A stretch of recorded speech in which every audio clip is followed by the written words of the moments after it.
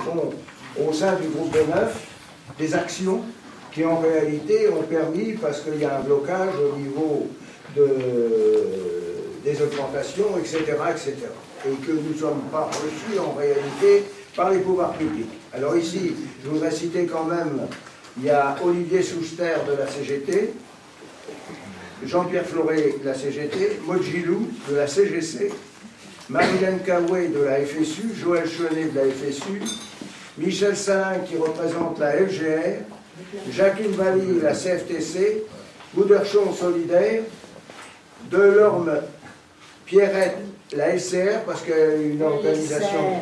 LSR, non, oui, parce que c'était la première fois que j'avais vu ça, je m'étais demandé s'il n'y avait pas une organisation politique. Nelly Giovanni, ça n'aurait pas été avec nous. C'est une RPA, voilà la... Et là, la conférence de presse qui a lieu, elle a lieu avant, comme à chaque fois, avant la manifestation des retraités qui va avoir lieu de la place d'Italie à Bercy le 31 janvier. Voilà. Alors Yves, tu as la parole. Voilà, je vous laisse tout de suite tenir votre conférence de presse. Je tenais simplement à venir vous saluer puisque vous êtes chez nous. Je suis le nouveau secrétaire général de la Confédération, donc vous accueillir avec sympathie et plaisir. Et d'une certaine manière, par cette démarche, mais c'est vrai de vos confédérations respectives, donc il n'y a pas de préemption ni quoi ni qu'est, c'est parce que vous êtes chez nous aujourd'hui, vous apportez évidemment le soutien de la Confédération. J'ai eu l'occasion de soutenir l'expression de vos organisations sur la question du pouvoir d'achat en particulier. Évidemment, on a appris l'annulation de la hausse de la CSG jusqu'à 2000 €. Bon, ça, vous allez en discuter plus précisément. Mais reste la question de l'indexation des pensions sur l'inflation. Donc voilà, juste j'en termine là et je vous laisse continuer votre conférence de presse, vous assurer que vous aviez le soutien de la Confédération Générale du Travail Force Ouvrière à travers le secrétaire général. Voilà, bonne conférence de presse, bonne mobilisation et je vous souhaite évidemment beaucoup de succès et de réussite et on vous appuiera dans ce sens-là. Voilà, merci à vous. Merci. Je voudrais ouvrir en tant que...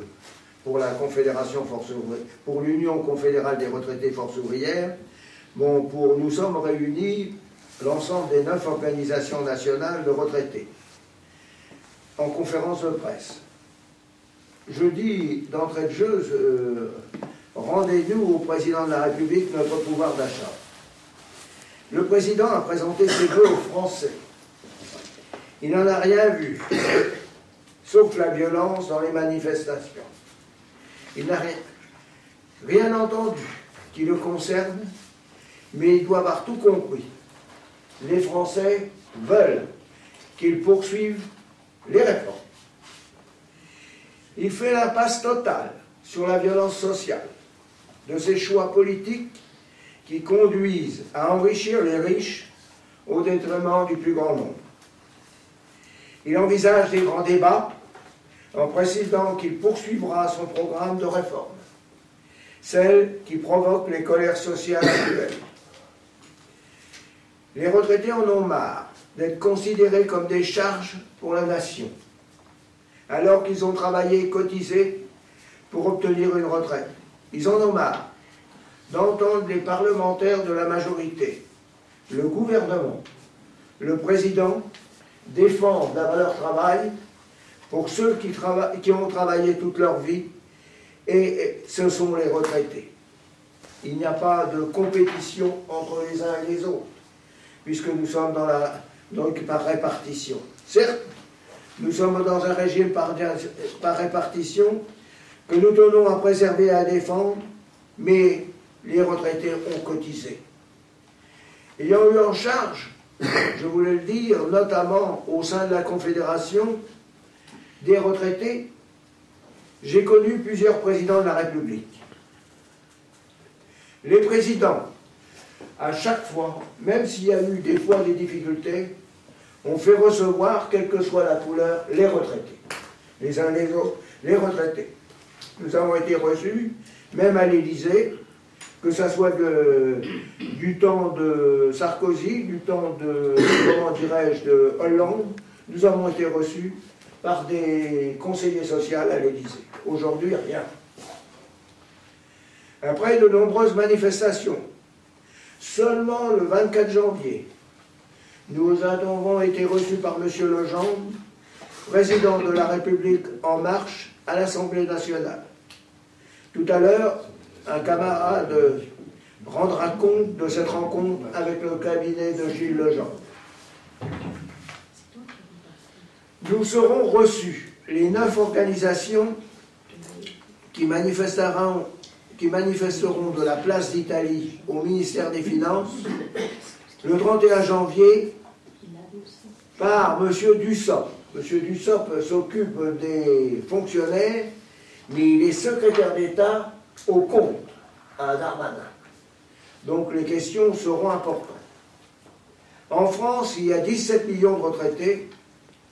Le gouvernement marginalise près d'un tiers de la population du pays. Nos organisations sont plus que jamais mobilisées contre les attaques du gouvernement contre le pouvoir d'achat, hausse de la CSG, non-revalorisation des pensions depuis 5 ans, alors que le Code de la sécurité sociale garantit au moins 1% de hausse chaque année, etc. Elle demande le retour à l'indexation sur les salaires, le maintien du pouvoir d'achat perdu depuis 10 ans et le retrait de la CSG. Maintenant, vous voyez, je vais être court parce qu'il s'agit que les 9 organisations puissent parler. Maintenant, je passe la parole aux différentes organisations de retraités présentes pour expliquer nos revendications et notre colère.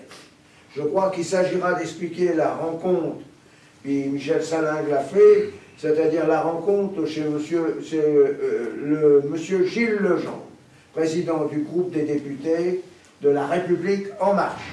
Donc, et après je passe.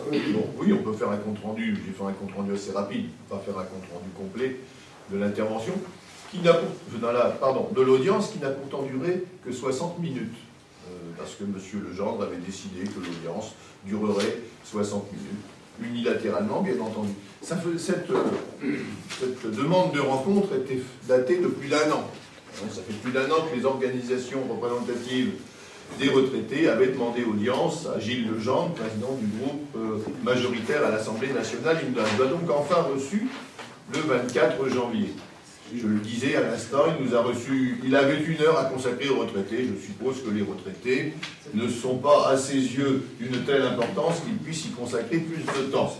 Je rappelle quand même que les retraités aujourd'hui en France représentent 1/4 de la population française. Et que, comme le disait mon camarade tout à l'heure, les démographes nous disent que d'ici 20 à 30 ans, les retraités représenteront 1/3 de la population française, ce qui devrait, me semble-t-il quand même, interpeller ce gouvernement. Donc nous avons présenté à M. Legendre, nous avons d'abord explicité la colère des retraités, comme le disait notre camarade tout à l'heure. Nous avons bien entendu explicité nos revendications, qui n'ont rien d'extraordinaire. Nous ne demandons pas la lune, pour employer une expression courante. Nous demandons simplement à ce que les retraités soient traités tout à fait normalement, comme le devrait l'être tout citoyen dans ce pays, et que les efforts qu'ils ont consentis tout au long de leur vie active soient enfin reconnus au moment où ils partent en retraite. Voilà, donc nous revendiquons effectivement de retrouver notre pouvoir d'achat qui a été gravement endommagé par la hausse de la CSG, 1,7 points, même si, et là je crois qu'il faut reconnaître que nos luttes ont payé, puisque par 2 fois le gouvernement a été obligé de reculer partiellement sur cette question, une première fois en limitant la hausse de CSG à ceux qui perçoivent une pension de plus de 1 300 €, et puis une seconde fois, en décembre, là, limitant la hausse de CSG à ceux qui ont une pension supérieure à 2 000 €, ce qui n'est rien d'extraordinaire. Mais le principe étant que cette hausse de CSG persiste et qu'elle affaiblit le pouvoir d'achat des retraités. Et je voudrais simplement, je l'ai dit à M. Legendre l'autre jour, ce qu'il faut bien comprendre, c'est que toute baisse du pouvoir d'achat des retraités est une baisse définitive, puisqu'il n'y a aucun moyen de retrouver une hausse des pensions comme on pouvait avoir une hausse des salaires en grimpant dans la hiérarchie ou tout au long de la carrière. Voilà. Et ça, donc, il y avait la première chose. Deuxième chose qui attaque sérieusement le pouvoir d'achat, c'est effectivement la non-revalorisation des pensions en 2018 et la revalorisation annoncée de 0,3% en 2019 et celle annoncée aussi de 0,3% en 2020, ce qui va affaiblir considérablement le pouvoir d'achat puisque ici l'inflation 2018 devrait être autour de 1,9 d'après les derniers renseignements et dans les années 2019 et 2020 on devrait être autour de 1,6 ou 1,7%. Voilà, tout cela nous l'avons expliqué à M. Legendre qui a quand même été contraint effectivement de reconnaître qu'il y avait une baisse de pouvoir d'achat des retraités, puisque lui, devant le fait accompli, il ne pouvait plus le nier. Il a essayé de justifier toutes ces mesures par la nécessité, nous dit-il, de relancer l'économie et l'emploi, comme si le fait de piquer de l'argent aux retraités aurait permis de créer des emplois. Enfin, on ne voit pas bien, au contraire.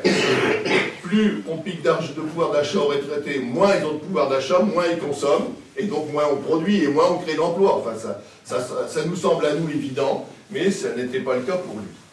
Donc voilà, il a essayé de justifier toutes ces mesures, évidemment difficilement. Hein, et il a ressenti quand même, je crois qu'il faut le souligner, on a l'habitude, lorsqu'on fait ce genre d'audience, à ce que notre interlocuteur, on le laisse tranquillement s'exprimer. Et là, on a bien senti quand même parmi les camarades des organisations qui étaient là, notre colère et notre impatience, parce qu'on a, je prends témoin ceux qui étaient là, hein, par moments ça sortait comme ça, en disant à Legendre, écoutez, non, là, c'est pas possible, vous exagérez. Donc voilà, donc il a, évidemment, nous n'attendions pas à ce que M. Legendre nous dise, voilà, on va revenir sur la hausse de la CSG, on va décider d'aligner l'évolution des pensions sur les prix ou sur les salaires. On ne s'attendait pas à ça. Cependant, il a quand même dû bien admettre qu'il y avait effectivement baisse de pouvoir d'achat des retraités. Et il a reconnu aussi qu'il y avait des difficultés à être reçues par l'exécutif. Et puis, il s'est aussi engagé, enfin, à nous recevoir un peu plus régulièrement pour traiter ensemble d'un certain nombre de thèmes qui soient spécifiques aux retraités. Et évidemment, on va tout de suite lui proposer une nouvelle rencontre et sur le thème du pouvoir d'achat des retraités, qui est le thème premier qui nous concerne. Voilà. La CGT, Olivier. Merci Benoît. Que d'efforts, que de persévérance pour au bout... On entame avec le groupe des 9 organisations syndicales et associations autour de cette table notre 5e année de résistance et d'organisation des retraités pour défendre leurs intérêts, à commencer par les questions qui tournent autour du pouvoir d'achat. Et on voit bien, en observant le mouvement social aujourd'hui, que cette question est cruciale à travers notre pays, que ce soit pour les retraités, les actifs et les privés d'emploi. Donc il a fallu batailler durement pour être enfin reçu par le groupe majoritaire à l'Assemblée nationale, M. Gilles Legendre. Mais comme Benoît Jaliès l'a précisé dans son propos liminaire, pour l'instant, le gouvernement n'a pas cru bon de recevoir le groupe des 9 pour évoquer avec lui l'ensemble des dossiers qui concernent les retraités. Nous le serons pour la première fois jeudi 31 janvier mais par M. Dussopt, secrétaire d'État.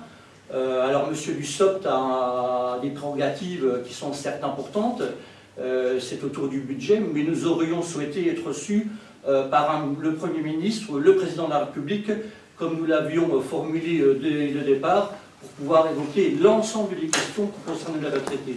Ceci dit, nous ne ferons pas la fine bouche. Pour une fois qu'on veut bien nous accorder un rendez-vous, nous irons et nous formulerons à nouveau l'ensemble de nos revendications, parce que nous ne lâcherons pas, vous l'avez compris, hein, c'est pour ça que j'ai commencé par dire que nous étions dans notre 5e année de résistance, d'organisation des retraités pour que cette population se fasse entendre. Et nous allons bien évidemment poursuivre avec la journée d'action du 31 janvier à travers tout le pays, mais évidemment bien au-delà, puisqu'on se retrouvera à l'issue de cette nouvelle journée d'action pour considérer les choses avec les 9 et regarder les prolongements qu'il faut donner. Certes, le gouvernement, alors j'ai beaucoup de respect pour les autistes, je n'utiliserai pas ce terme-là, pour l'instant, ne nous a pas entendus, mais comme l'a précisé Michel Salingue, il a tout de même été obligé de reculer à 2 fois sur la CSG, mais nous ne sommes pas, loin de là, entièrement satisfaits. Il faut revenir en arrière totalement sur la hausse de la CSG. Nous partons du principe que ce n'est pas aux retraités de donner du pouvoir d'achat aux actifs, mais aux employeurs, et c'était une mesure profondément injuste. Elle le reste, même si elle a été quelque part amendée. Donc cette revendication de fond reste en l'état et nous la porterons jusqu'à son terme avec l'espérance de se faire entendre. On est quand même dans une situation extrêmement paradoxale. Le gouvernement tente de nous dire qu'il est ouvert au dialogue social. Il a pour ça ouvert des espaces de rencontres. Mais on fait tout de même le constat que malgré ses intentions, qui ne sont que dans le verbe, il y a quand même toujours besoin de l'expression du rapport de force pour qu'il puisse considérer les organisations syndicales et les associations de retraités. Donc, il faudrait enfin que le gouvernement passe de la parole aux actes et que véritablement ils considèrent ce qu'ils appellent eux les corps intermédiaires dans ce pays, s'ils ne veulent pas demain, effectivement, avoir des organisations sans véritables représentants. Si on est dans la situation sociale qu'on connaît aujourd'hui, c'est parce que ce gouvernement, le président de la République, son Premier ministre, ont superbement ignoré les organisations syndicales jusqu'alors. Il faut le redire là. Donc il n'est pas trop tard, on a perdu du temps, mais il n'est pas trop tard. Nous sommes disponibles, nous irons au rendez-vous du 31. On a beaucoup de choses à dire à ce gouvernement, à différents ministres de tutelle. Je finirai en disant que là, maintenant, véritablement, il faut nous prendre au sérieux, parce que sinon la colère, elle va émerger par d'autres vecteurs que par les organisations syndicales ici rassemblées. Et la colère n'est pas toujours bonne conseillère. Voilà, merci. On l'avait fait su, Marie-Hélène. Oui, on va parler à 2 voix, puisque je vais commencer, puis Joël le complétera. Moi, je voudrais continuer ce que vient de dire Olivier. C'est quand même la première fois, ce qu'a dit aussi Benoît, c'est quand même la première fois qu'un gouvernement méprise, ignore autant les retraités et leur organisation syndicale. Nous n'avons aucun lieu de concertation, aucun lieu de discussion.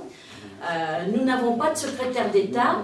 Alors évidemment, on nous renvoie à Madame Buzyn, qui est ministre des Affaires sociales et des Solidarités. Madame Buzyn nous a reçus une seule fois en 2017, fin septembre 2017, en nous promettant 3 groupes de travail. Les groupes de travail, on les attend encore, pourtant ce n'est pas faute de l'avoir sollicité. Une anecdote, moi j'ai regardé une émission de télévision sur une chaîne publique dimanche dernier. Madame Buzyn s'y est exprimée pendant une demi-heure. Elle a parlé de tous les dossiers, sauf des retraités, sauf des personnes âgées. Elle n'a même pas abordé la loi autonomie, qui est pourtant à l'ordre du jour et qui doit avoir lieu, qui doit être actée fin 2019. La deuxième chose, très rapidement, c'est qu'effectivement, on a gagné un petit peu sur l'annulation de la hausse de la CSG pour 3 millions de retraités. C'est les fameux 2000 € qui sont basés sur le revenu fiscal de référence. Moi, je dis toujours, et c'est ce que j'ai dit à Monsieur Legendre, 2000 €, c'est du reste à charge d'un EHPAD. Et ça n'est pas les associations de retraités ni les organisations de retraités qui le disent, c'est l'IGAS, l'Inspection Générale des Affaires Sociales. 2000 €, c'est la moyenne, et quand on dit moyenne, en Ile-de-France, les EHPAD, c'est largement au-dessus, et quand on parle des EHPAD à but lucratif, c'est largement au-dessus aussi, et faute de place dans les EHPAD publics, imaginez, et ça toutes les études le montrent, imaginez que la pension qui est de 1600, en moyenne de 1600 € ne suffit pas à payer l'EHPAD, et ça c'est quand même une situation absolument scandaleuse. Je ne vais pas répéter, simplement rappeler ce que tout le monde a constaté, c'est qu'on trouve beaucoup de retraités parmi les gilets jaunes pour occuper les ronds-points. Et c'est quand même un des signaux des difficultés qu'on souligne depuis longtemps. Deuxième chose, dans le grand débat, il y a tout et n'importe quoi. J'ai regardé comme d'autres un peu ce que fait Macron. C'est plutôt un grand oral qu'un grand débat. C'est-à-dire, il y a une question, il répond pendant 20 minutes, une deuxième question, il répond, etc. Ce n'est pas tout à fait la même chose dans d'autres débats qui sont organisés, notamment par les municipalités ou des groupes, mais Je crois qu'il faut bien voir cette chose.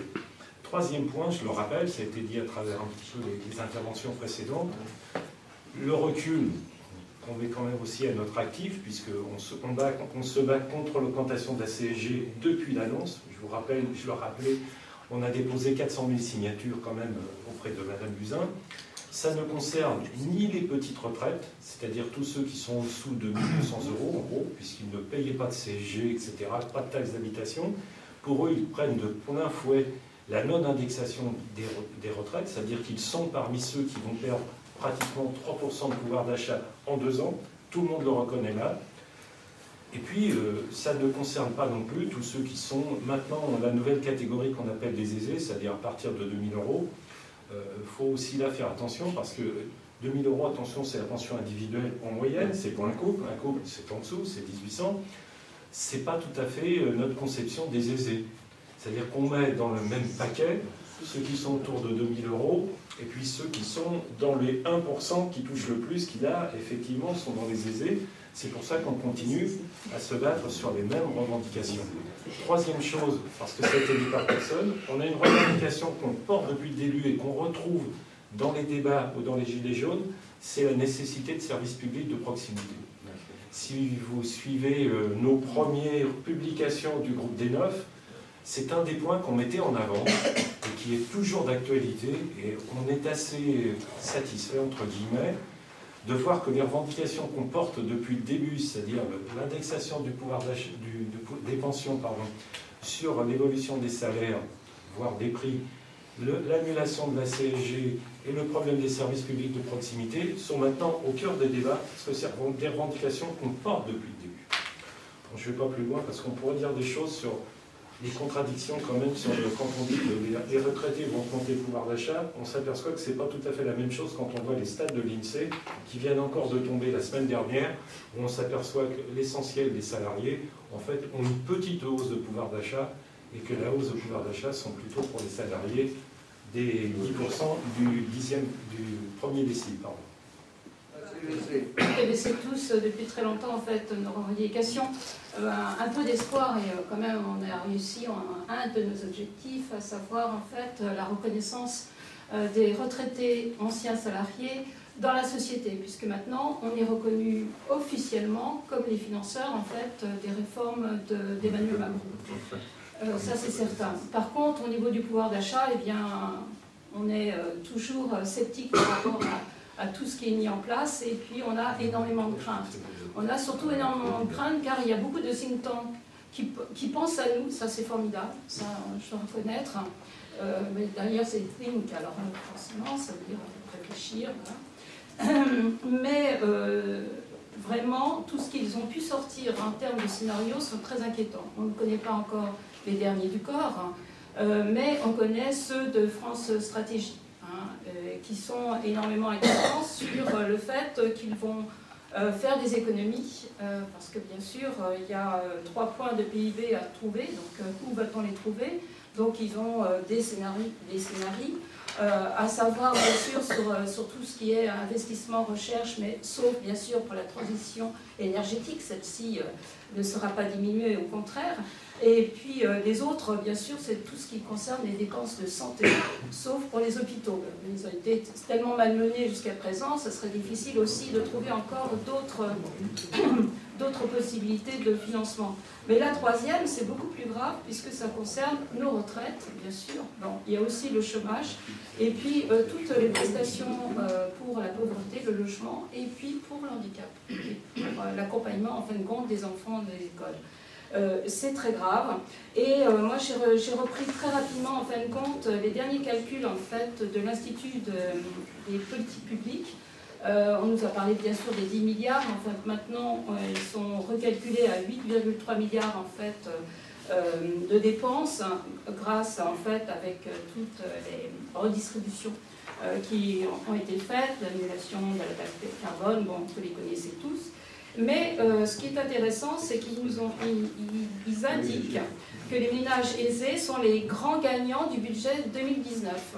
Donc là, c'est pas nous, organisations syndicales, qui le disons, c'est l'Institut des politiques publiques. D'après les simulations, les actifs sont en moyenne gagnants, quel que soit le décile, avec un revenu disponible moyennement à 2,3%. Par contre, alors là, il le note bien, que les retraités, qui eux sont situés parmi les 20% des ménages les plus aisés, bien sûr, eux sont sollicités, et pour cause, avec une belle perte moyenne de 3% de leurs revenus disponibles. C'est pas nous qui le disons. Enfin, bien sûr, les ménages les plus aisés demeurent les grands gagnants du budget voté pour cette année. D'après les projections donc, de l'organisme, de l'Institut des politiques publiques, les foyers rattachés aux 1% des plus aisés voient leur revenu disponible augmenter en moyenne de 6,4% du fait du remplacement de l'impôt de la solidarité sur la fortune et par l'impôt sur, ceux qu'on lui connaît, sur l'immobilier.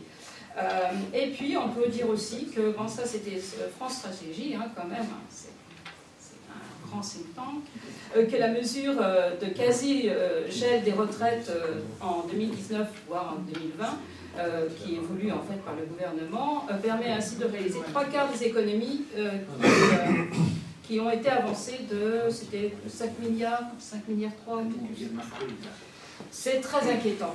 Donc là, on n'a pas réussi. Si on a réussi sur notre place de retraité dans la société, on n'a pas réussi au niveau du pouvoir d'achat. Mais on est toujours là et on espère toujours pouvoir. Voilà. Jacqueline Valli, pour la CFTC. La CFTC. Donc, bon, je ne vais pas revenir sur tout ce que les collègues viennent de dire. Je voulais simplement préciser que les retraités, comme l'a dit Benoît tout à l'heure, les retraités en ont marre. En plus d'avoir des interlocuteurs, aussi parce que ce n'est pas pour le président de la République a méprisé le fait de recevoir les retraités comme ça se pratiquait antérieurement, c'est qu'aujourd'hui nous avons en face de nous des personnes qui ne font que répéter ce qu'on leur a dit, demandé de dire en fait. Dans chaque réunion, c'est comme ça que ça se présente. Chaque personne qui intervient sur le dossier de retraités a déjà bien appris sa leçon et sait ce qu'il va dire.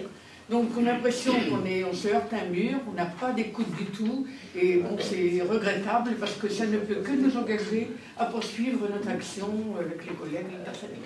Donc moi, l'essentiel est bien entendu que été dit. Moi je voudrais ajouter un seul point, c'est pour montrer combien la colère des personnes retraitées, ça a été rappelé, c'est depuis juin 2014 qu'on travaille ensemble. C'est quand même exceptionnel le paysage syndical et social français. 9 organisations qui travaillent ensemble pour des revendications sociales et citoyennes. Une des causes aussi de la colère des personnes retraitées, c'est les deux aspects de la politique menée par le gouvernement. D'une part, taper sur le plus grand nombre, en l'occurrence pour nous les retraités, et en même temps des cadeaux à la minorité. Le budget de 2018 du gouvernement, il était symptomatique sur cet aspect-là. En même temps qu'il augmentait la CSG, qu'il baissait les APL, il supprimait l'impôt sur le compte fortune pour les titulaires de portefeuille boursier, il plafonnait à 30% l'impôt sur le revenu des titulaires de dividendes. Donc, et ça veut dire qu'un salarié qui a un très gros salaire peut être imposé jusqu'à 45%. Une personne riche qui a un gros portefeuille boursier ne peut être imposé que jusqu'à 30% sur le revenu. Donc c'est une politique budgétaire qui favorise la concentration du capital et du revenu du capital, c'est comme ça que ça s'appelle, pendant qu'elle tape sur ceux qui, au motif par ailleurs, notamment quand il s'adresse aux retraités, de dire il faut favoriser le travail, il ne favorise pas le travail, il favorise ceux qui vivent sur le travail des autres. Le capital, c'est ça. Et là, la colère des personnes retraitées, elle s'explique aussi par cette politique très inégalitaire dont sont victimes notamment les personnes retraitées. Et quand en même temps le gouvernement nous disait qu'il faut faire des efforts pour favoriser les salariés c'est nos enfants et nos petits-enfants. Et on constate bien souvent que l'ascenseur social qu'on a connu, notre génération, par rapport à nos parents, nos grands-parents, maintenant c'est l'inverse qui se réalise pour la majorité des générations après nous, nos enfants, nos petits-enfants, et que malgré les politiques d'austérité menées à l'égard des personnes retraitées, nos enfants, nos petits-enfants n'ont pas de salaire qui ils sont parfois au chômage, sont surdiplômés par rapport aux emplois qu'ils peuvent occuper. Donc cette politique inégalitaire-là, ça explique aussi en grande partie notre mobilisation depuis 4 ans et aussi la forte présence de personnes retraitées, ça a été dit par Michel et par Joël, de personnes retraitées dans les ronds-points et avec les gilets jaunes. Oui, moi je vais rappeler 2 ou 3 choses. D'abord, Marilène a parlé des EHPAD. Je tiens à rappeler, c'est une vieille revendication que nous avons, c'est qu'aujourd'hui, dans le prix journée, on inclut l'amortissement du bâtiment. Ce qui veut dire que le résident dans un EHPAD, lui, il paye le bâtiment. Nous disons toujours que lorsqu'il y a un équipement public, ce n'est pas les usagers du bâtiment public qui le payent, mais c'est la collectivité qui amortit. Et donc nous souhaitons qu'effectivement, on reprenne ce calcul de prix journée, d'autant qu'il y a une mission à l'Assemblée il y a déjà quelques années, qui a déposé ses préconisations sur le bureau de l'Assemblée, et c'est resté lettre morte, et effectivement préconisé que l'on sorte justement de l'amortissement du bâti, du prix journée. C'est quand même, ça pèse pour environ 20% sur le prix journée, en moyenne. Donc calculez, vous voyez ce que ça peut faire. Deuxièmement, sur la rencontre que nous avons eue avec M. Legendre, là, moi j'ai beaucoup, bon, d'abord, c'est pas tout à fait unanime, hein, parce qu'il a tous les moyens d'arriver à l'hôtel, de partir avant. Donc, mais il y a une chose qui m'a choqué, que je vais relever, enfin, pour moi. À un moment donné, il nous a dit que les questions qu'on lui posait, ben, il n'avait pas beaucoup de réponses parce que ça ne concernait pas le législatif, qu'il fallait qu'on se tourne vers l'exécutif. Donc, causez toujours, moi on vous a écouté, mais on sait pas. Et ensuite, il nous a proposé quand même, le député qui était avec lui, qui s'occupe des retraites dans le groupe, qu'il nous reçoive pour voir tous les points. Bon, on y va, mais sans se faire grande illusion, parce que si c'est comme la rencontre qu'on a eue avec lui, bon, on va dire ce qu'on en parle, mais ça ira pas bien loin. Ensuite, sur la CSG, je rejoins tout ce qui a été dit, mais je pense qu'il faut aussi dénoncer une chose, c'est qu'on nous a augmenté la CSG en disant on va diminuer les charges sociales de nos enfants et petits-enfants salariés, mais en fait c'est la Sécu qui traîne derrière. Et qu'au final, c'est une opération qui peu à peu tend à saboter la Sécu telle qu'on la connaît, et qui fait qu'on a beaucoup, enfin, l'accès aux soins devient de plus en plus difficile, et qu'à un moment donné, cette Sécu va devenir quoi? Et ça va être vraiment du pot de chagrin. Et donc ça, c'est quelque chose qui nous tient à cœur. Et enfin, la désindexation, on a dit effectivement qu'on était indexé sur les salaires, indexé sur le coût de la vie, mais non, on n'est plus indexé du tout. Ce qui veut dire que l'évolution des pensions peut être le fait du prince demain. Ils peuvent décider d'augmenter, de diminuer, pourquoi pas. Hein. On a connu déjà ça, on voit ça avec notamment Agile Calco, ce qui se passe. Et donc, effectivement, nous dénonçons ces pratiques, et d'où ce que disait notre ami Michel, le retour à une indexation, c'est quelque chose de fort et une revendication importante. Enfin, voilà. Donc, on pourra revenir un peu, mais tout ce qui concerne le service public, je ne reviendrai pas, mais l'aspect service public santé, c'est important, puisqu'il y a des mutuelles derrière avec le reste à charge zéro, dont on sait que même la ministre, à un moment donné, a été obligée de reconnaître que finalement, le reste à charge zéro ne serait peut-être pas tout à fait un reste à charge zéro. Effectivement, si c'est lunettes fil de fer, comme dans le temps, ça ne coûtera pas cher, mais dès qu'on voudra des lunettes un peu correctes, c'est la mutuelle qui va payer, en sachant que c'est le pâté d'alouette, hein, c'est une alouette de la Sécu et un cheval, un demi-cheval, pardon, des mutuelles. Ce qui fait que ça va faire exploser. Donc, en sachant que de plus en plus de retraités n'ont plus de mutuelle et refusent les soins et reportent les soins. Voilà, je n'en dirai pas plus pour le moment, mais ce sont des choses que nous portons et que nous défendons avec force. La LSR. Alors, LSR, c'est le groupe de 150 associations, et nous sommes dans le mouvement du groupe des Neufs, parce qu'effectivement, nos retraités, c'est une association de retraités, qui au départ a été créée par la CGT, maintenant qui est association à 1901, donc autonome et libre. Mais nous sommes dans le mouvement parce qu'effectivement, pour défendre notre pouvoir d'achat, pour toutes les raisons que vous avez évoquées, qui est de plus en plus mise à mal, les retraités Donc notre sigle loisirs, eh bien les retraités, qu'est-ce qu'ils vont déjà mettre supprimés en priorité, ce sont les loisirs. La solidarité, pourquoi? Parce que plus nous serons nombreux, plus nous avons des chances de nous faire entendre. Et nos retraites, parce qu'effectivement, nous avons à défendre nos retraites qui sont mises à mal, qui n'augmentent pas et donc dans de plus en plus de régions, nos associations sont impliquées dans le mouvement. Voilà, donc... alors moi je voulais rajouter une couche en ce qui concerne la sécurité sociale avec le non-paiement de charges sur les heures supplémentaires et c'est vraiment un manque à gagner pour la sécurité sociale et ça nous consterne, comme a dit Francisco tout à l'heure, car en plus les premières qui vont être impactées, ce sont les femmes.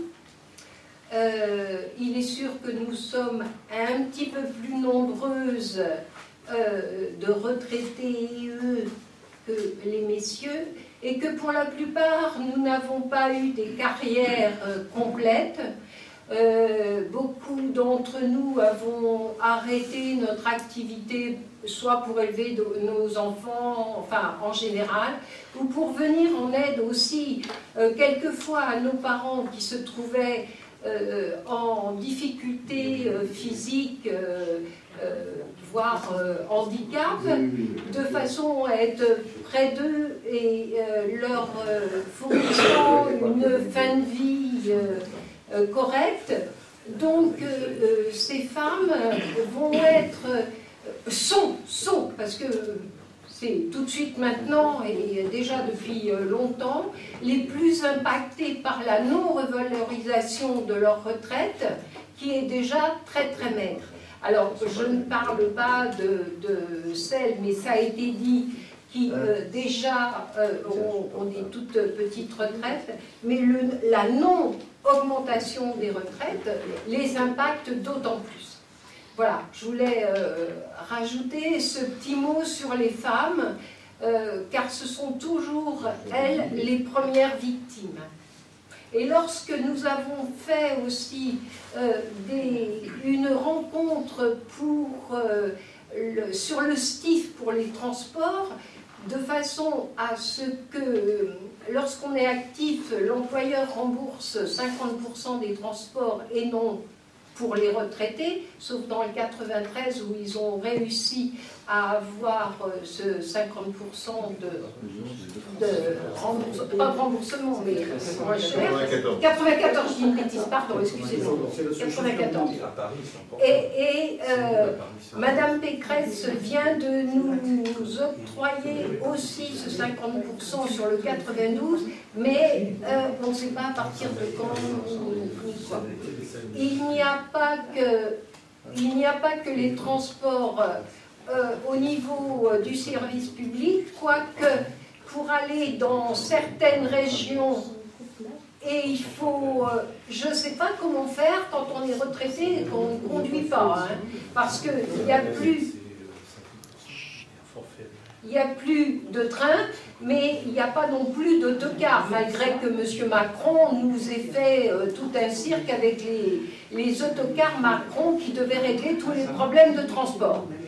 Non seulement ça ne fonctionne pas, mais en plus on est quand même un petit peu embêté de nous supprimer les trains qui ne polluent pas par rapport à des autocars qui polluent. Et que l'on continue à faire les transports, je suis un peu longue, je suis désolée, les transports par camion au lieu d'affréter des trains. Il faut bien se rendre compte de ce qui se passe. Les retraités vivent aujourd'hui un recul social de 70 ans. Je m'explique. En 1945, à la Libération, lorsqu'on met en place les systèmes de retraite, on décide logiquement que l'évolution des pensions se fera en fonction de l'évolution des salaires. Parce qu'on considère qu'un retraité n'est jamais qu'un salarié qui, à un moment donné dans sa carrière, on autorise à s'arrêter et puis voilà, et à percevoir une pension. Donc la pension était liée au salaire en 1945. Vous imaginez déjà à l'époque. Et en 1983, on décide, le gouvernement de l'époque décide que c'est fini, les pensions seront indexées sur les prix. Premier recul social. Parce que, globalement, sur le long terme, les salaires évoluent toujours plus vite que les prix. Premier recul social 1983. Et là, aujourd'hui, le gouvernement nous dit... 93, pardon, oui, pas 83, 93, autant pour moi. Maintenant, le gouvernement nous dit, voilà, il n'y a plus de règles, puisque c'est 0,3%, on ne sait pas, d'ailleurs, on avait demandé à Legendre, hein, on a demandé à Legendre d'expliquer d'où venait le chiffre de 0,3% de revalorisation pour 2019, il a été incapable de nous l'expliquer. Mais c'est plus grave que ça, parce que s'il n'y a plus d'indexation, il y a un appauvrissement des retraités sur le long terme. Il faut imaginer quand même ce que ça peut signifier. Et derrière, il y a quelque chose peut-être encore plus grave, c'est la façon dont on regarde les retraités. Il y a depuis, mais ce n'est pas ce gouvernement-ci, hein, ça a commencé il y a déjà quelques années, une confusion entretenue entre retraités et personnes âgées. Une personne âgée, on a bien compris, c'est quelqu'un qui a un âge certain et voire avancé. Voilà. Mais ça ne dit rien de son statut social. Quand on dit du même individu, c'est un retraité, ça veut dire quoi? Ça veut dire qu'avant d'être retraité, il a été salarié. Qu'il a été salarié, qu'il a produit des richesses, qu'il a versé des cotisations, et qu'au nom de ces richesses produites, ces cotisations versées, il a aujourd'hui des droits à pension liés à son ancien statut de salarié. Et quand on fait la confusion entre personnes âgées et retraités, eh bien, on considère, comme le fait ce gouvernement, c'est ce qu'a dit d'ailleurs le Premier ministre récemment, il considère la retraite, la pension de retraite, comme une allocation sociale, et pas un droit lié au travail. C'est là le nœud fondamental, le nœud gordien de l'histoire. C'est là que ça se situe. C'est à partir du moment où on bascule d'un droit lié au travail à une allocation sociale. Or, le terme allocation sociale, on le retrouve dans la loi de financement de la sécurité sociale 2019. Hein, voilà, ça a été d'ailleurs précédé d'une déclaration du Premier ministre dans le JDD le 26 août. Vous voyez, j'ai retenu parce que ça m'avait choqué.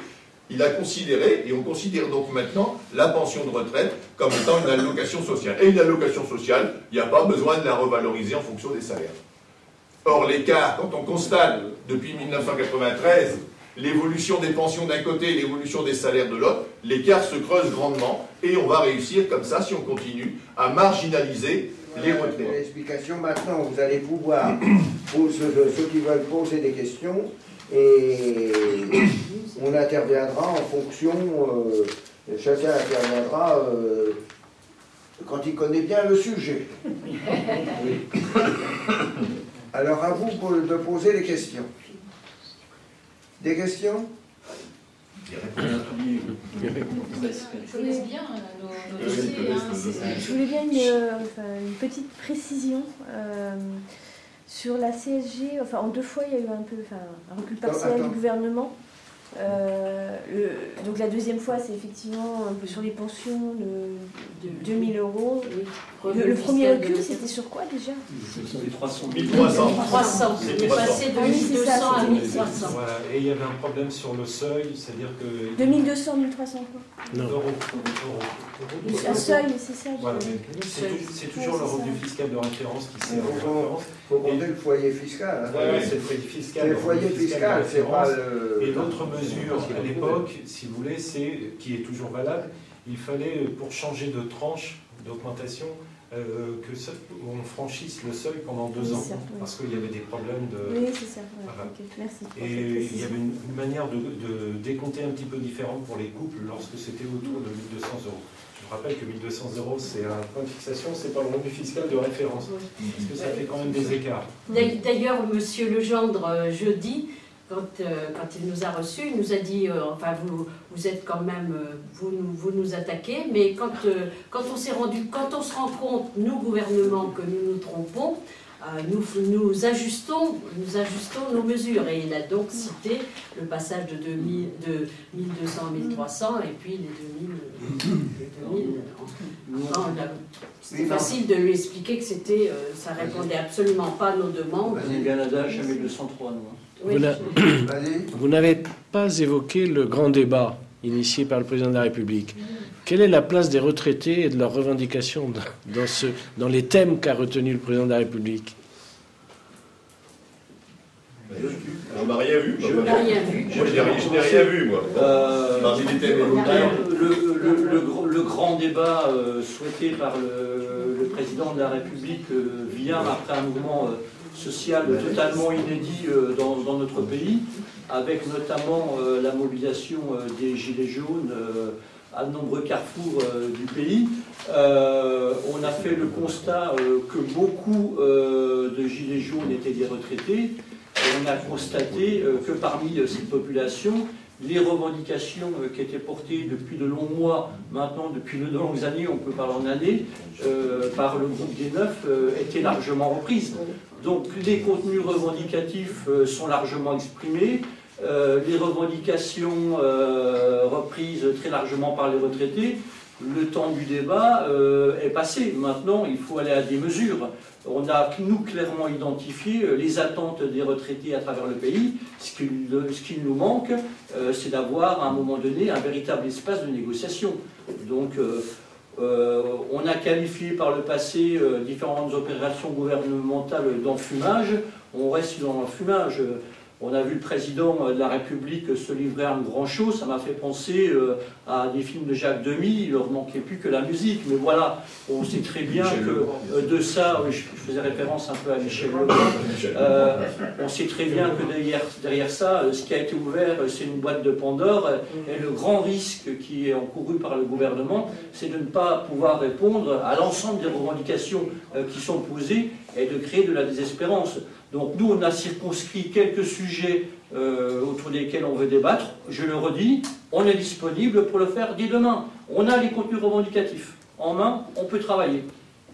Si vous voulez, pour aller un peu plus loin, parce qu'il y a deux choses. Il y a le grand débat qui a été maintenant lancé par le gouvernement, mais il y avait toutes les initiatives de cahiers de doléances. Si vous avez regardé... pas mal de presse ont lu des cahiers de doléances, quelquefois en région, quelquefois en ville. Effectivement, on retrouve les revendications des retraités. Le grand débat, c'est un petit peu autre chose. Là encore, il faut faire la différence entre celui où est Macron et les autres, parce que c'est pas tout à fait pareil. Vous avez tous vu que, y compris quand c'est soi-disant une arrivée inopinée, en fait, c'est par inscription et les gens seront choisis dans la salle. On a vu ça dans la Drôme. Là, c'est un peu différent, c'est-à-dire que c'est vraiment une opération, ce que j'appelle le grand oral, ce que je disais tout à l'heure. Mais par contre, où le gouvernement, maintenant, c'est lui qui va devoir gérer la contradiction, parce que dans les cahiers de doléances et dans un certain nombre d'assemblées qui se passent dans toute la France à l'heure actuelle, effectivement, il n'y a pas que des revendications qu'on soutient, attention, mais nos principales revendications du groupe des Neufs, on les retrouve. On les retrouve.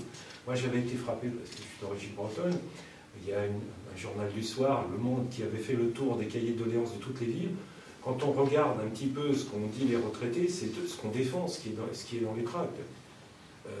Et ça, je ne sais pas comment le gouvernement va le gérer. On va bien voir. Il y a la question du pouvoir d'achat qui est posée, et qui pour nous est toujours d'actualité, parce qu'on ne l'a pas dit, mais le Conseil constitutionnel a retoqué la mesure du budget de la sécurité sociale pour 2020. C'est-à-dire que la question, c'est pour ça que le chantre a dit législatif, si, c'est eux qui vont voter le nouveau budget pour la Sécu et les augmentations pour 2020.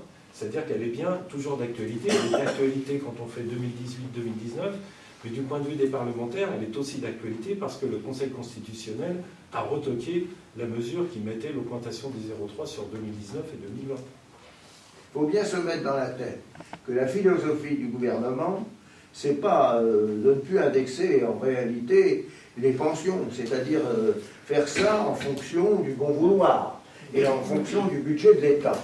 Alors le problème, il est clair, c'était la volonté. Et d'ailleurs, si vous regardez dans toutes les questions, quand il a été interrogé, le président de la République, dans beaucoup d'endroits en réalité, qui fait des questions-réponses, il revient toujours, on sait ça, nous les organisations syndicales, puisque nous sommes les défenseurs du régime par répartition, vous êtes un régime par répartition, vous allez être beaucoup plus de retraités, vous allez avoir cela, donc ça amènera une baisse des pensions, c'est ça que ça veut dire. En réalité, c'est cette volonté, et c'est vrai qu'il y a eu cette volonté depuis un moment donné, il y a le budget de la sécurité sociale, puis il y a le budget de l'État. Et il ne s'agirait pas à un moment donné qu'il n'y ait qu'un budget, qu'arriver à la situation et qu'on évolue en fonction ou on n'évolue pas. Mais le problème des pensions, c'est clair. S'il n'y a plus d'évolution, un retraité, quand il va en retraite, il va en retraite. il n'a pas de moyens d'autre chose. Donc, c'est une baisse totale. Et il y a une volonté également, c'est ce que j'ai dit, ils n'y réussissent pas, mais de mettre les actifs contre les retraités. C'était cette notion-là. Ça veut dire on augmente la valeur travail, mais vous n'êtes plus au travail. C'est ça le problème. Vous n'êtes plus productif. C'est ça qu'ils veulent dire. Alors le problème, c'est une volonté qui a été... c'est vrai que l'autre jour, quand on a rencontré M. Legendre, il s'est bien rendu compte que ça ne passait plus. Et les questions sont posées. Hein. Moi, j'ai entendu des questions, j'ai regardé une fois. La question sur la revalorisation des pensions ont été posées par certaines personnes qui allaient dans les débats. Mais la réponse est toujours la même. Il tourne autour du pot. Il ne veut sûrement pas dire qu'il y aura revalorisation. Et ça, je n'ai pas une déclaration, mais ça, je ne veux pas le dire. Il croit qu'il a dit qu'il est... il y a eu... ça a été dit à la presse une fois. Je ne sais pas si ça va être confirmé, mais qu'en réalité, il ne veut pas de revalorisation. Le problème est clair. Et c'est là que toute la bagarre qui va se faire pour le 31 janvier doit être, parce qu'il n'a pas bougé totalement sur la réduction de la CSG. Il y a toute une partie, parce que quand on arrive à un moment donné, on paye. Mais de l'autre côté, il ne veut... Tout le problème, c'est la revalorisation des pensions. S'il n'y a pas de revalorisation des pensions, on fout les retraites en l'air. Petit à petit, ça baisse. Et avec ça, qu'est-ce qu'on fera? Des fonds de pension. Ouais. Le grand débat, ça c'est quand même très intéressant, le grand débat national. Il suffit d'aller sur Internet et de voir les thèmes déjà qui ont été bien posés, puis bordés. Bien sûr, c'est vrai que pour traiter de l'information, c'est pas si facile que ça lorsque les questions sont ouvertes. Alors c'était beaucoup plus simple en fin de compte déjà de poser les premières questions, qui ne sont pas forcément en fin de compte les réponses que voulaient avoir en fait les retraités. Et c'est du style rendez vos copies, parce que c'est arrivé même dans une, oui, c'est même arrivé dans une région, tout simplement parce qu'il y a oui, non, satisfait, pas satisfait. Ah si, il y a une petite ligne derrière où on peut expliquer pourquoi, mais enfin je veux dire que bon, on n'appelle pas ça un débat. Ah oui, j'ai noté quelque chose. Vous avez regardé la petite phrase de Macron sur la fiscalité et les dépenses publiques. Vous allez sur le grand débat. La société que nous voulons est une société dans laquelle, pour réussir, on ne devrait pas avoir besoin de relations ou de fortune, mais d'efforts et de travail. Oui, c'est les premiers temps. La stratégie du ruissellement. Le ruissellement. C'était pas ça. Moi, je voudrais quand même qu'on voit, parce qu'on parle du mouvement des Gilets jaunes, mais quand même, j'ai mieux compris maintenant la colère des Gilets jaunes quand... j'ai mieux compris le 15 mars où on a rassemblé 200 000 personnes quand même, quand je vois le mouvement des Gilets jaunes et la place des retraités dans ce mouvement des Gilets jaunes. Moi j'avoue que 200 000 personnes dans une manifestation de retraités, au niveau territoire, c'était quand même assez exceptionnel. Et en fait on retrouve la même chose le 15 mars, le 15 décembre, quand on a fait le rassemblement devant Bercy, et dans le mouvement des Gilets jaunes sur la question du pouvoir d'achat des retraités. Et je pense que le 31, si vous regardez un peu ce qu'on met en ligne les uns les autres, quand même la mobilisation des retraités, elle me semble, alors je n'ai pas de rêve prémonitoire, hein, mais elle me semble quand même très forte. Je regardais, alors, parce que je suis de la CGT, je regardais la carte de France qui est sur le site de l'UCR, quand même, je vois que dans plein de départements, ils se préparent des choses avec des rassemblements, des manifestations, etc., de façon unitaire. Ça me semble quelque chose où vraiment on voit bien que les retraités, malgré l'hiver, ils ont envie de se bouger quand même, peut-être, remarquez, ça les réchauffe aussi peut-être, j'en sais rien, mais en tout cas, on voit une chose. Deuxièmement, parce que le 2 janvier, je m'attendais à autre chose, j'ai un coup de fil de RMC qui me demande sur la question du retrait à la source. 2 janvier, j'avais vraiment pas d'éléments, du coup ça m'a quand même amené à regarder ce que ma banque me renvoie. Mais je pense qu'un des aspects importants nouveaux qui arrivent chez les retraités, c'est la question du prélèvement à la source. Parce que d'abord, il y en a beaucoup qui ne comprennent rien à ce qui leur arrive. Et deuxièmement, quelque chose de très fort chez les retraités, c'est la question du numérique. Je veux dire, quand vous dites, parce qu'on va retourner au ministère des Finances, mais la dernière fois qu'on y est allé au ministère des Finances, c'était pour nous affirmer que tout serait numérisé. Et quand on leur dit, mais attendez, vous avez des personnes âgées qui ne savent pas ce que c'est que Internet, etc., la réponse, ça je me rappellerai toujours, ça a été de dire, ils iront voir des associations. Et je trouve qu'une des angoisses, vous voyez, vous avez une angoisse pouvoir d'achat, et vous avez aussi les angoisses de plein de retraités sur la question de tout passer par le numérique. Et je crois que s'il y a une revendication qui se rajoute, c'est aussi cet aspect-là. Et moi, je vous engage, puisque c'est ce que j'ai dit à votre collègue de RMC, c'est d'aller regarder un petit peu, vous en saurez peut-être plus que moi, sur ce qui se passe au niveau du prélèvement à la source pour beaucoup de retraités, parce que ça me semble quand même quelque chose assez lourd aujourd'hui, et qui participe à l'angoisse des personnes. François, je ne sais pas des hommes, mais Jacques Toubon, qui pour une fois a vraiment été Toubon, qui est intervenu sur cette question-là, parce que la rupture du numérique, on peut faire comme si ça n'existait pas, mais pour un grand nombre de retraités, notamment les plus âgés, c'est une réalité à laquelle on est confronté. Donc effectivement, ça crée des difficultés pour nombre d'entre eux, et cette séquence-là est une séquence particulièrement compliquée. C'est-à-dire que les différentes manifestations qui ont eu, on peut constater que ça a changé. Après, on parlait dans les radios, tout ça, des 30 glorieuses, que les retraités étaient bien dodus, etc. Et maintenant, étaient bien dodus. Je pèse les mots. Et dans ce domaine-là, maintenant, ça change. Ça change parce qu'on voit que les retraités, il y a des problèmes. Et moi, j'insiste tout à fait fortement. Dans l'affaire, il faut que les retraités soient revalorisés, les retraites soient revalorisées sur l'ensemble.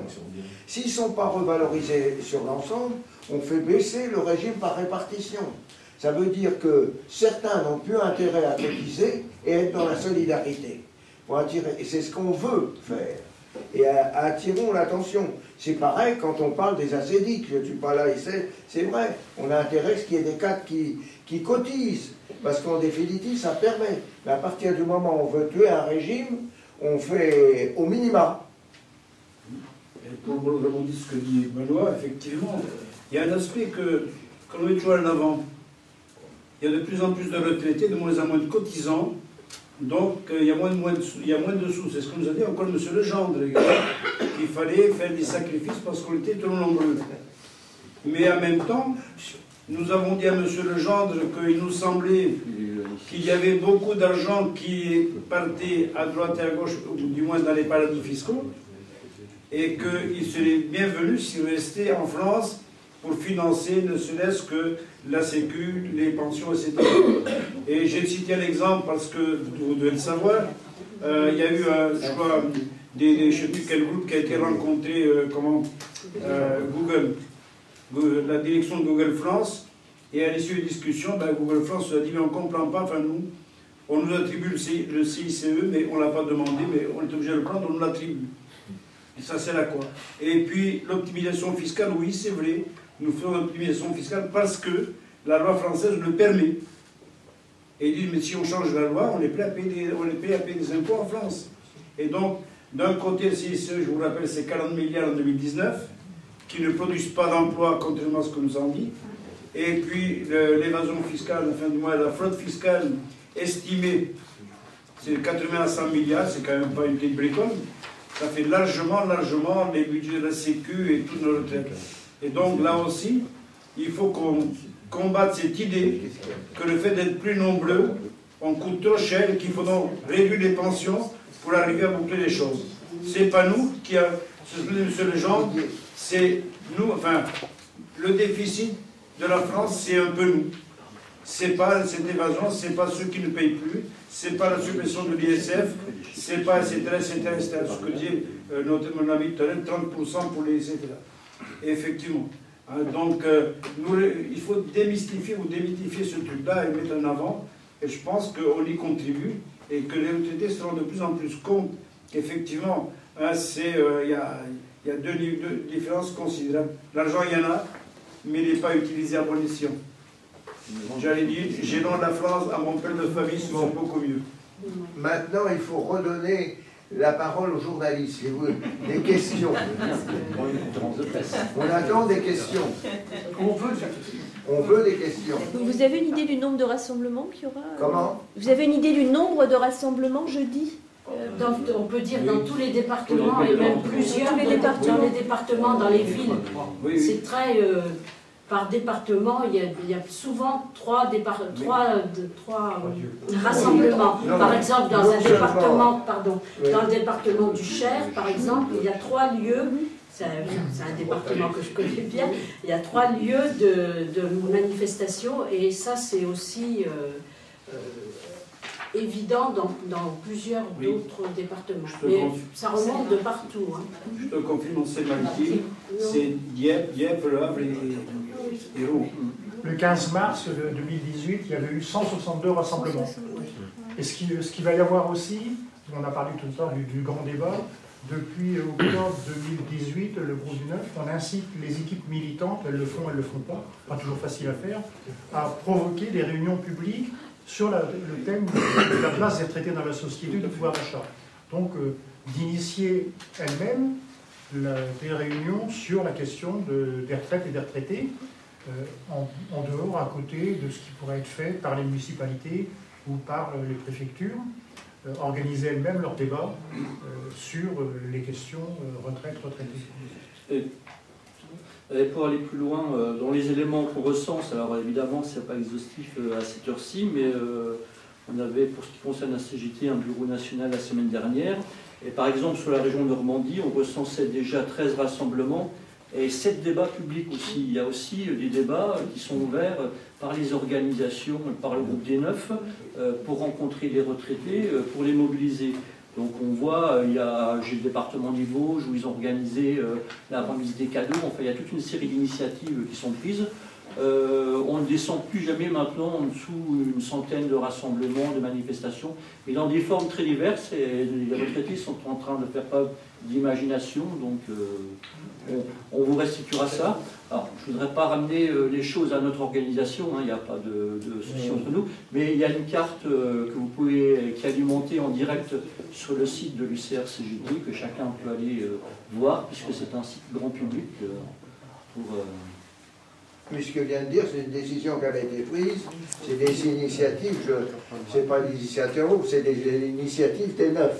C'est-à-dire les 9 qui font des explications sur et qui rassemblent. À partir du moment où on peut dire, qu'on peut expliquer le problème. Et pour préparer le 31, partout dans les départements, les retraités, le groupe des 9, diffusent des tracts sur les marchés. Moi j'étais à Toulouse la semaine dernière et ils étaient en train de faire leur planning de marché, et ça c'est aussi généralisé dans la plupart des départements. Ils préparent des cadeaux aussi? Oui, avec les cadeaux. Ça a été repris dans la presse. Oui, vous savez. Oui, je vous ai envoyé. Le journal du centre aussi. Il y en a un autre aussi où on voit une délégation qui de Berry, on voit comme à Paris. On s'aperçoit dans les mails qui reviennent des départements que Didier reçoit, en réalité, beaucoup d'initiatives qui sont prises dans les départements, en réalité, qui sont un peu les mêmes qu'au niveau national, mais même des fois amplifiées. Du côté de Marseille, du côté d'un tas de choses, il y a des choses qui se passent. C'est ainsi que mercredi à Paris, il y a une diffusion commune des 9 organes et associations sur le marché de la porte de Vincennes, qui va toujours dans le même sens, et avec une réflexion, nous-mêmes, on réfléchit à avoir dans les 2 mois qui viennent, peut-être une assemblée à Paris des 9, et on appelle le public de retraités à venir débattre et discuter. Donc il y a aussi une démarche dans ce sens.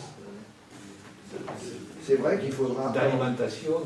Il faudra amplifier, je pense que ce sera une réflexion du groupe des 9, qui en réalité amplifier cette idée d'expliquer. Parce que maintenant, on a intérêt à expliquer, parce que, pour que d'autres n'expliquent pas autre chose. D'autres questions? Autre question, allez-y. Hein. Il y a trop de réponses. C'est pas facile à exploiter après. Hein. Oui, ben maintenant nous allons donc clore cette conférence de presse, qui est bien entendu maintenant, il y a tellement d'occupations à droite à gauche, tellement d'événements que c'est difficile pour les journalistes en réalité, la situation suivante, mais soyez bien conscients que nous persévérons pour maintenir, pour avoir la volonté que le gouvernement accepte de revaloriser les retraites. Nous allons continuer le combat.